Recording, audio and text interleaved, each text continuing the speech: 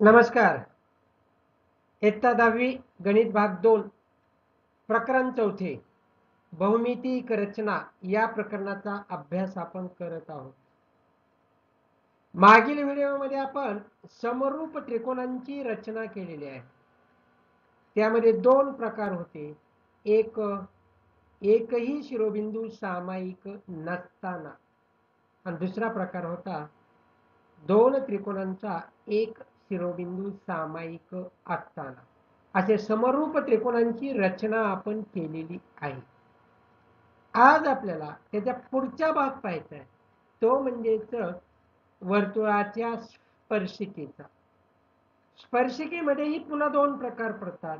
एक वर्तुळावरील बिंदूतून वर्तुळाला स्पर्शिका काढणे आणि दुसरा वर्तुळाबाहेरील बिंदूतून वर्तुळाला स्पर्शिका काढणे. त्यापैकी पहिला जो प्रकार आहे तो म्हणजेच वर्तुळावरील बिंदूतून वर्तुळाला स्पर्शिका काढणे, तो आज आपण पाहणार आहे. त्याचेही परत 2 प्रकार पडतात. एक म्हणजे वर्तुळ केंद्राचा वापर न करता आणि दुसरा वर्तुळ केंद्राचा वापर करून. म्हणजे 2 प्रकारे वर्तुळ रचना आपले स्पर्शिकेची रचना आपण करू शकतो. एक वर्तुळ केंद्राचा वापर करून आणि दुसरं वर्तुळ केंद्राचा वापर न करता. दोन्हीही प्रकारचे आपण पाहणार आहोत. तर सराव संच 4.2 मधील उदाहरणे आपण सोडवणार आहोत. तर बघू आपण प्रत्यक्ष वर्तुळावरील बिंदूतून वर्तुळाला स्पर्शिका कशी काढतात ते. तर सराव संच 4.2 मधील उदाहरणे आपण पाहत आहोत. दिलेल्या वर्तुळाला त्यावरील बिंदूतून स्पर्शिका काढणे. पहिला प्रकार आहे आपला वर्तुळ केंद्राचा उपयोग करून. सराव संच 4.2 मधला पहिला प्रश्न बघा. केंद्र P व त्रिज्या 3.2 सेमी असलेल्या वर्तुळाला त्यावरील M बिंदूतून स्पर्शिका काढा. अतिशय सोपी रचना आहे. पहिल्यांदा काय करायचं, P केंद्र असलेले आणि 3.2 सेमीचे त्रिज्येचे वर्तुळ काढायचे. एक केंद्र घेतो मी इथं, P केंद्र घेतो. हा P केंद्रबिंदू घेतो या ठिकाणी. हा P केंद्र आहे आपला. कंपासच्या 2 टोकामध्ये 3.2 सेंटीमीटर अंतर घ्या. कंपासचं पोलादी टोक 0 टेका आणि दुसरं टोक 3.2 आहे का, 3.2. कंपासचे पोलादी टोक P बिंदूवर ठेवा आणि काढा वर्तुळ. एक वर्तुळ काढा.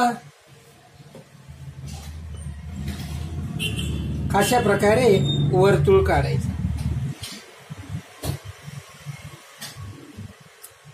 हे वर्तुळ काढलं. P केंद्र असणार आणि 3.2 सेमी त्रिज्येचे वर्तुळ काढलं. या वर्तुळावर कोठेही एक P बिंदू M बिंदू घेऊ आपण. वर्तुळावर कोठेही M बिंदू. समजा मी या ठिकाणी घेतला, हा M बिंदू आहे माझा. काय करा, हा PM किरण काढा. लांबवा पुढं वाढवा. हा PM जोडा, किरण काढायचा आहे म्हणजे पुढे वाढवायचा. असा PM किरण काढलं.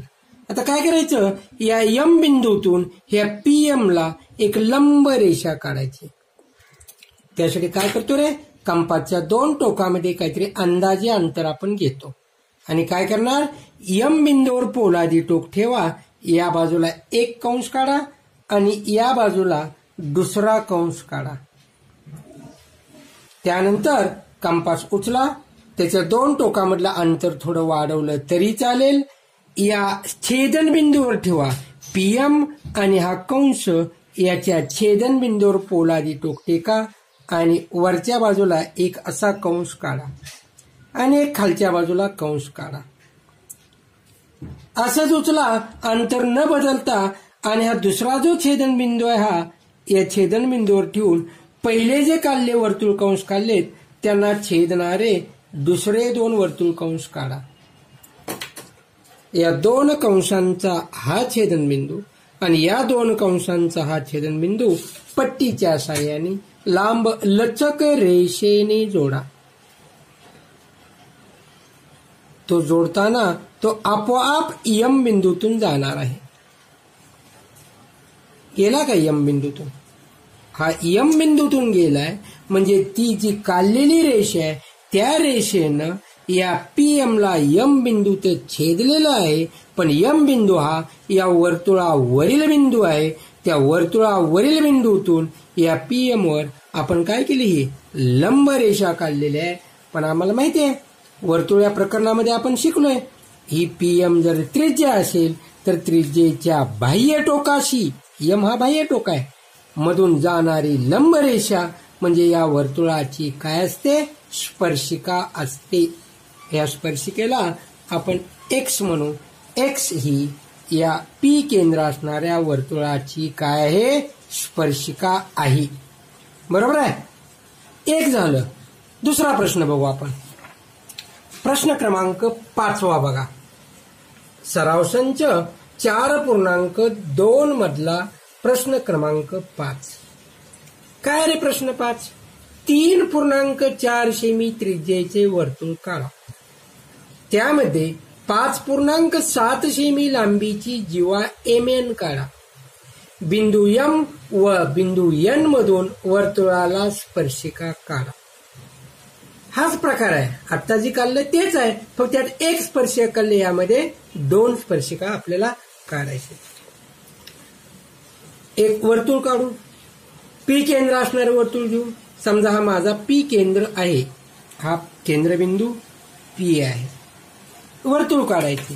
वर्तुळाची त्रिज्या काय रे आता? 3.4 सेमी. कंपासच्या 2 टोकामध्ये अंतर घ्या. 3.4 सेमी हे अंतर आहे. 3.4 सेमी. पोलादी टोक P या केंद्रावर ठेवा. काढा वर्तुळ. हे वर्तुळ काढतो.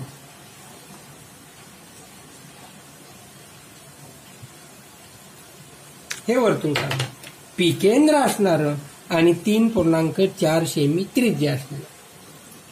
आता आपल्याला काय सांगितलंय? त्यामध्ये 5.7 सेमी लांबीची जीवा MN काढायची. काय करा? MN जीवा काढायची. याच्यावर कुठेही M बिंदू घ्या. समजा मी या ठिकाणी माझा M बिंदू घेतलेला आहे. आता N बिंदू घ्यायचा आहे. N बिंदू म्हणजे काय? जीवा MN चा एक अंतबिंदू M आहे, दुसरा N शोधायचा आहे. पण MN ची लांबी किती आहे आपली? 5.7 सेमी. कंपासच्या 2 टोकामध्ये 5.7 सेंटीमीटर अंतर घ्या. 5.7 घेतो अंतर मी. 5.7 आहे का? 5.7 सेंटीमीटर. एक टोक आपण M बिंदूवर ठेवा आणि दुसरं टोक वर्तुळाला कुठे छेदतंय बघा. हे बघा इथं छेदलंय, इथं छेदलंय किंवा इकडे छेदलंय. दोन्हीपैकी कुठेही घ्या. मी या ठिकाणी घेतो. हा जो छेदनबिंदू आहे हा वर्तुळ आणि तो कंस यांच्या छेदनबिंदूला M नाव द्या. N नाव दिलं. हा M आणि N आपण काय करू? जोडायचा. M आणि N बिंदू जोडायचा. जोडला तरी काय असते रे? MN ही वर्तुळाची काय झाली? जीवा. आता आपल्याला काय सांगितलंय? बिंदू M व बिंदू N मधून वर्तुळाला स्पर्शिका काढा. M बिंदूतून आणि N बिंदूतून स्पर्शिका काढा. आता केलं होतं तेच करायचंय. M बिंदूतून काढण्यासाठी PM जोडा. किरण PM काढू आपण. किरण PM काढू आपण. हा केंद्राचा वापर करून काढतोय ना, म्हणून हा किरण PM काढला. किरण PN पण काढून काढा आपण. किरण PN काढा. किरण PM आणि किरण PN काढले. आता PM वर या M बिंदूवर आपण काय करायचं आहे? लंब टाकायचा आहे. लंब कसा टाकतात माहिती आहे तुम्हाला? याच्या 2 टोकामध्ये काहीतरी ठराविक अंतर घ्या. M बिंदूवर ठेवा. एक या बाजूला असा कंस काढा आणि दुसरा या बाजूला कंस काढा. काढले? अंतर थोडं वाढवलं तर चालेल किंवा तेवढंच ठेवा. या छेदनबिंदूवर ठेवा आणि वरच्या बाजूला एक असा कंस काढा. एक खालच्या बाजूला कंस काढा. असंच उचला. या ठिकाणी ठेवा आणि त्याला छेदणारे दुसरे दोन कंस काढा. पहिले जे कंस काढलेत ना त्याला छेदणारे कंस काढा. काढले. या दोन कंसांचा हा छेदनबिंदू आणि या दोन कंसांचा हा छेदनबिंदू जोडा. पट्टीच्या साह्याने लांब लचक रेषेने जोडायचा.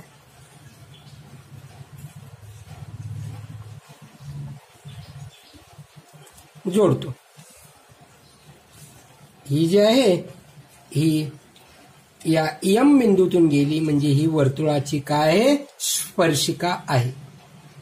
जी प्रक्रिया आपण या यम बिंदूतून काढण्यासाठी केली तीच प्रक्रिया आपण एन बिंदूतून काढण्यासाठी करायची. तीच रचना करायची, वेगळी नाही. तशीच काय करू आपण, हा कंपास घ्यायचा. कंपासच्या दोन टोकामध्ये काहीतरी अंदाजे अंतर घ्या. कंपासचं पोलारी टोक एन बिंदूवर ठेवा आणि या प्रकारे असा इथे एक कंस काढा आणि दुसरा या बाजूला कंस काढा. दोन बाजूला दोन कंस या पीएन वर काढले. अंतर थोडं वाढवतो मी. कंपासचं पोलादी टोक या बिंदूवर ठेवा. एक वरच्या बाजूला कंस काढा, एक खालच्या बाजूला कंस काढा. तसंच उचला, अंतर बदलू नका. या ठिकाणी ठेवा. या छेदनबिंदूवर पहिले जे कंस काढले त्याला छेदणारे कंस काढा. कोणकोणते छेदनबिंदू मिळाले, हा एक मिळाला आम्हाला आणि दुसरा हा मिळाला. जोडा ते पट्टीच्या साह्याने. ते जोडत असताना आपोआप त्या रेषेवर एन बिंदूतून ती रेषा जाते. आपोआप ती एन बिंदूतून जाते.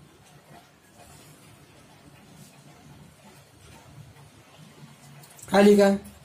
म्हणजे ही एक यम बिंदूतून जाणारी स्पर्शिका झाली, ही एन बिंदूतून जाणारी स्पर्शिका झाली.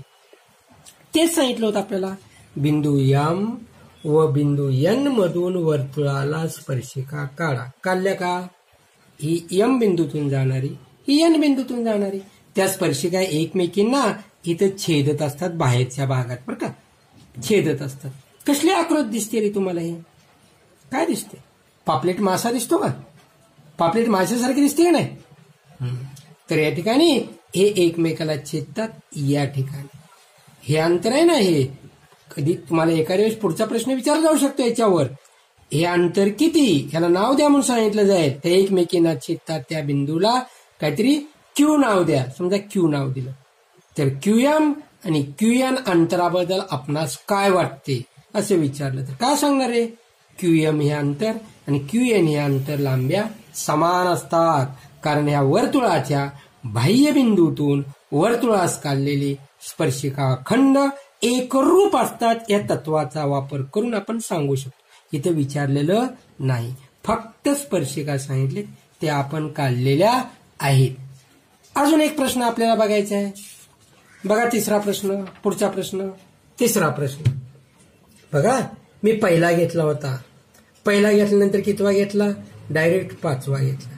का रे तसं केलं मी? कारण त्या दोन्ही मध्ये काय होतं, वर्तुळ केंद्राचा वापर करून आपण आकृत्या काढलेल्या आहेत. त्या स्पर्शिका काढल्या, पण कशा काढल्या? वर्तुळ केंद्राचा वापर करून. पण अजून एक प्रकार आहे आपल्याकडे, वर्तुळ केंद्राचा उपयोग न करता, वापर न करता. म्हणून या ठिकाणी बघा, दिलेल्या वर्तुळाला त्या वरील बिंदूतून स्पर्शिका काढणे. पण कसली? वर्तुळ केंद्राचा उपयोग न करता. असा हा तिसरा प्रश्न आहे आपला 4.2 मधला. म्हणून ते मुद्दा वेगळा घेतो मी. अगोदर पाचवा घेतला आणि मग तिसरा घेतो. त्याच्यासाठी काढू आपण मग रचना. ही कच्ची आकृती. कच्ची आकृती पहिल्या दोन प्रश्नांनी काढली होती आपण. कच्ची आकृती शक्यतो काढायची परीक्षेमध्ये. तर ही रचना आपल्याला करायची. काय करायचे बघा. पहिल्यांदा काय करणार, या ठिकाणी एक वर्तुळ काढायचे. त्रिज्या किती दिली रे? 3.6 सेमी. कोणतेही त्रिज्या 3.6 सेमी त्रिज्येचं वर्तुळ घ्यायचं. केंद्रबिंदू कुठलाही घेऊ, केंद्राचा काही संबंधच नाही. फक्त आपल्याला वर्तुळ काढण्यासाठी गरज आहे म्हणून तो केंद्रबिंदू मी इथं समजा पी घेतला. वर्तुळ काढतो. त्रिज्या किती सांगितली? 3.6. कंपासच्या दोन टोकामध्ये 3.6 सेमी त्रिज्या घेतो. 3.6 आहे का? 3.6 आहे ना. ह्या पी बिंदूवर ठेवतो आणि वर्तुळ काढतो.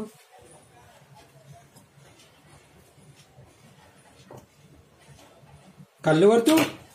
हे पी केंद्र असणार आणि 3.6 सेमी त्रिज्येचं वर्तुळ काढलं. आता या वर्तुळाला त्यावरील कोणत्याही बिंदूतून वर्तुळ केंद्र विचारात न घेता काय करायची? स्पर्शिका काढायची आहे. कुठेही एक बिंदू घ्या. समजा मी याच्यावर आता या ठिकाणी यम बिंदू घेतोय. हा यम बिंदू घेतला मी. या यम बिंदूतून मला या वर्तुळाला स्पर्शिका काढायची. आतापर्यंत काय केलं आपण? हा पीएम लगेच जोडला होता आणि ते पीएमला लंब काढली होती, ती आपली स्पर्शिका होती. पीएम जोडलाय म्हणजे केंद्राचा वापर केला होता. आता आपण जोडायचा नाही, कारण ह्या वर्तुळ केंद्राचा वापर न करता आपल्याला करायचा आहे. मग काय करणार? मी याच्यावर काय करतो? कुठेही दुसरे अजून 2 बिंदू घेतो. मी हा यम घेतलाय, एक एन बिंदू या ठिकाणी घेतो आणि एक या ठिकाणी एल बिंदू घेतो. मी एक त्रिकोण तयार करतोय. त्रिकोण म्हणजे का करतोय हे नंतर सांगतो मी तुम्हाला. का तयार केलाय त्रिकोण, कोणत्या तत्वाचा वापर करून आपण काढतोय हे वर्तुळ या प्रकरणामध्ये आपण शिकलोय. त्याच तत्वांचा वापर करून हे आपण स्पर्शिका काढणार आहोत. बघा या ठिकाणी हा एल बिंदू जोडतो आणि या ठिकाणी हा एल बिंदू जोडतो.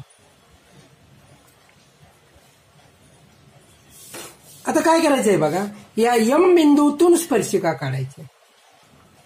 तुम्हाला स्पर्शिका छेदिका प्रमेय माहिती आहे का रे? स्पर्शिका छेदिका प्रमेय माहिती आहे? जर वर्तुळाची ही छेदिका असेल आणि इथं जर आपण स्पर्शिका काढले तर या ठिकाणी होणारा कोन, त्या कोनाने हा या कंसाला अंतरखंडित केलेला आहे. त्याच कंसाला अंतरखंडित कोणी केलंय? या कोनाने केलेलं आहे. या कोनाने त्याच कंसाला काय केले? अंतरखंडित केले. म्हणजे या कोनाचं माप आणि या कोनाचं माप एकाच कंसाला अंतरखंडित करणारा हा पण कोण आहे आणि हा पण कोण आहे. म्हणजे हे 2 कोन कसे असतील? एकरूप असतात. कसे असतात? एकरूप असतात. एकाच कंसाला अंतरखंडित करणारे कोन एकरूप असतात. म्हणून आपण काय करू? या कोनाला एकरूप असणारा कोन या ठिकाणी आपण काढू. मग एकरूप कोन कसा काढायचा ते माहिती आहे तुम्हाला. कंपासचा वापर करून आपण काढू. या कोनाशी, हा जो कोन आहे ना यम एन एल, या कोनाला, हा अंतर्लिखित कोन आहे, या कोनाला एकरूप असणारा कोन या ठिकाणी आपल्याला काढायचा. कसा काढायचा बघा. ह्या कंपासच्या 2 टोकामध्ये अंदाजे काहीतरी अंतर घ्या. मी एवढं घेतलं, एन बिंदूवर ठेवलं आणि अशा प्रकारे एक कंस काढून घेतला. असाच उचला, अंतर न बदलता यम बिंदूवर ठेवा आणि काय करा, इथं एमएल ला छेदणारा आणि असा जाणारा दुसरा कंस मी या ठिकाणी काढलेला आहे. समजलं कसा काढलाय? एम बिंदूवर ठेवून. इथं एन बिंदूवर ठेवून काढला होता, तोच इथं एम बिंदूवर ठेवून काढला. आता काय करायचं? हे कंसाचा छेदन बिंदू आणि एमएल हा आणि हा, ह्या दोघातलं अंतर घ्यायचं. या कंपासच्या 2 टोकामध्ये घेऊ आपण.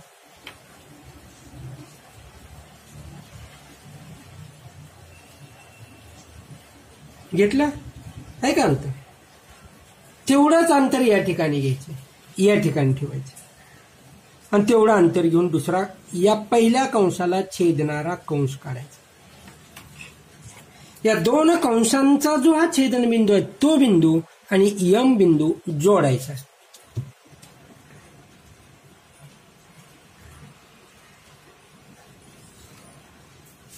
जोडला.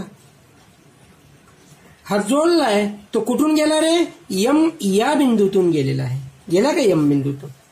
मग बघा मला या ठिकाणी सांगा, या कोनाचा विचार केला तर या कोनाने या कंसाला अंतरखंडित केलेलं आहे. म्हणजे या कोनाचे माप या कंसाच्या मापाच्या निम्मे असते. या ठिकाणी बघा, हा अंतर्लिखित कोन होता, पण या ठिकाणी ही आहे स्पर्शिका असेल, ही आहे छेदिका आहे. या स्पर्शिका छेदिका प्रमेयानुसार या कोणाचे माप सुद्धा या कंसाच्या मापाच्या निम्मे असते. स्पर्शिका छेदिका प्रमेयानुसार मग हा कोण एकरूप आहे.